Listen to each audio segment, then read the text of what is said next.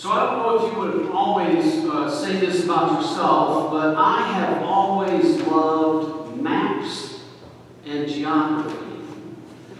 One of my favorite projects in middle school was getting one of those maps of the world to color, and then writing in all of the names of all of the countries and capitals and continents and oceans.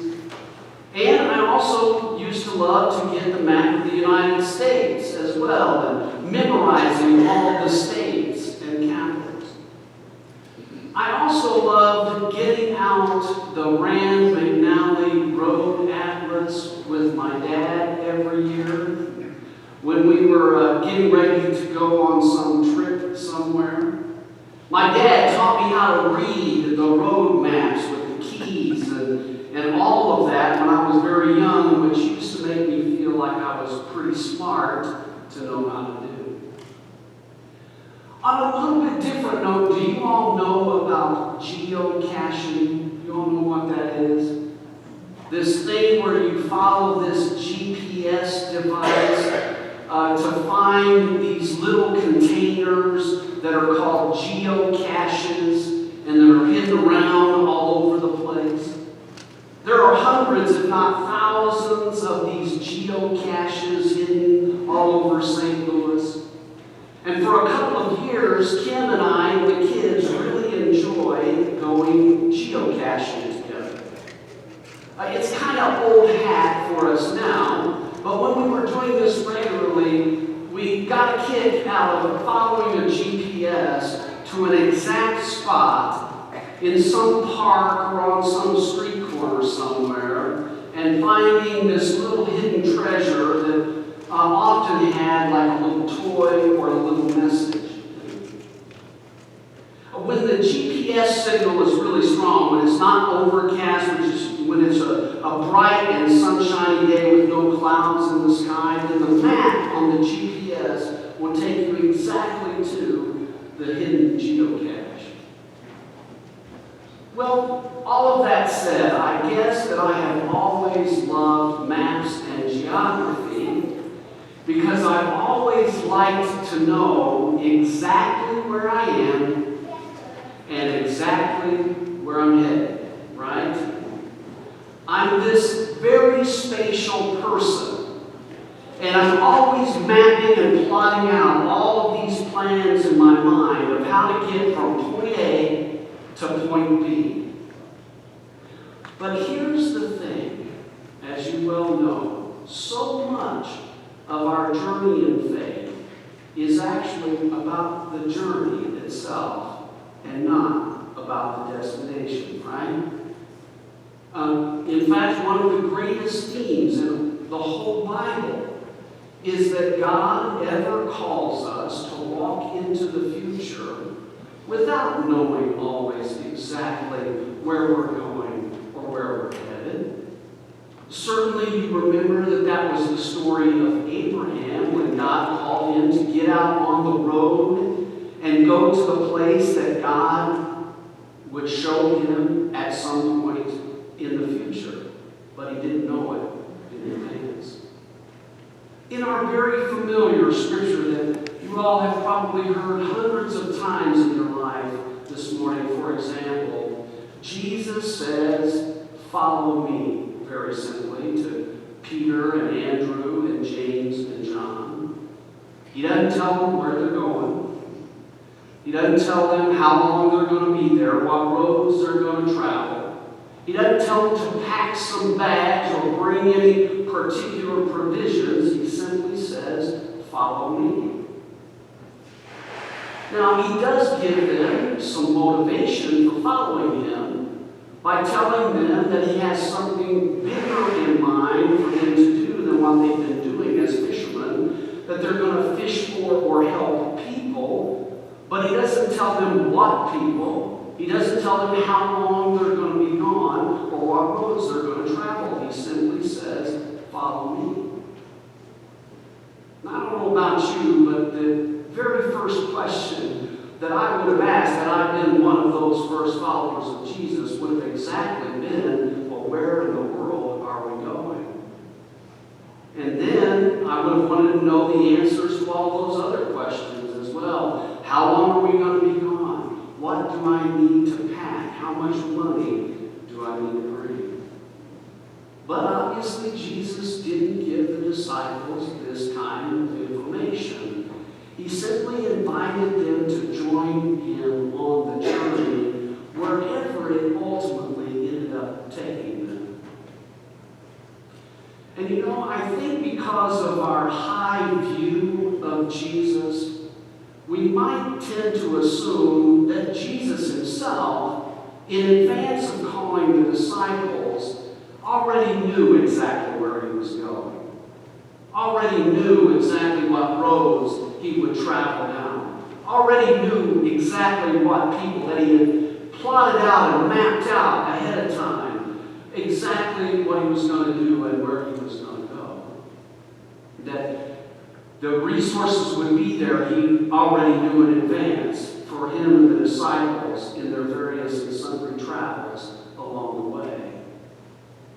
But I actually think that it makes more sense, don't you? Quite to the contrary, to think that Jesus actually simply walked by faith. Don't you think that Jesus just trusted that because God had called him and the disciples to this ministry of teaching and healing, that God would therefore be with them every step along the way and make provisions for their needs to be met and see to it that God's mission through them would ultimately be accomplished? You see, if Jesus already knew in advance all of the ups and downs and twists and turns of life's journey in advance of actually living it, it wouldn't make him that much of a person of faith, would it? And yet, as we remember, the Apostle Paul says that Jesus is the pioneer and perfecter of our faith. And when we look at the totality of the witness of the Gospels, what we do see is that Jesus is constantly looking to and pointing to God in faith. Not only that God would fill his needs and the disciples' needs, but all of the needs of all of those to whom Jesus would minister along the way. Well, all of this is to say that while I know about myself, or at least I think about myself, that I'm much more comfortable when I know exactly where I am and exactly where I'm headed. And while at least I think in my mind that I'm also more comfortable when I'm working towards some end goal or destination, what I've actually come to realize over time is that I can actually be more overburdened and overweighted by all of that as I go along. And actually underneath all of that is this fairly significant desire to have some kind of control over what may or may not happen in the future, which obviously I don't have. And so it's actually an illusion to think that even if I know what the end goal or destination is, that I'll somehow have more control.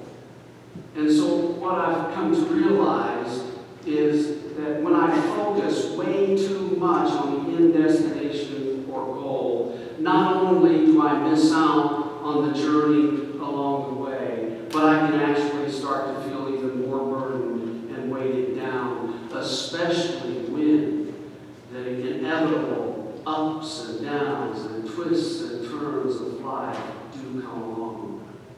So over time in this journey of faith, what I've learned, therefore, is to focus way much more of my attention on the journey and way much less of my attention on the destination. Being free from having to know what the end destination is truly exhilarating. It's a little bit scary, to be sure, but it's nonetheless also very life-giving and freeing as well. There's this quote from this 12-step recovery resource that I like very much and that I may have shared with you before. I can't remember, but it goes something like this. As long as I insisted on driving the car of my life, God was more than happy to oblige and indulge me. But when I banged the car over here and crashed the car over here and decided that it would be much better to let God do the driving, I was then free to get in the back seat and enjoy all of the beautiful scenery along the way. Isn't that great? Such a great thought and idea. Follow me, Jesus said to the disciples. Follow me, obviously, Jesus is saying to us today and always. And I can hear Jesus going on to say, I don't exactly know where we're always going to be going. I don't exactly know every single road that we're going to travel together, but what I do know is that God has called us to love people and to help people. And because God has called us to do that, God will always not only make a way, but show us a way. I can hear Jesus going on to say, you may not be in control. Oh, but the great good news is you don't have to be in control. All you have to do is simply enjoy the journey with me along the way, with all of its ups and downs and twists and turns. Leave the comfort of the shoreline of control behind you, I hear Jesus say, and follow me into the deep blue sea of God's everlasting love and presence, where indeed I promise you we will have an abundant life, and together we will make this world an infinitely better place.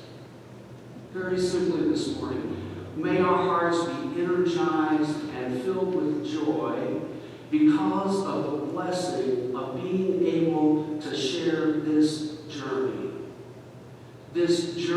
of faith, faith, faith, faith, which by definition means that we don't necessarily always know where we're going or how we're going to get there, but we do absolutely know that wherever it is we're going together. And wherever it is we're going, God is going with us every step of the way. Thanks be to God.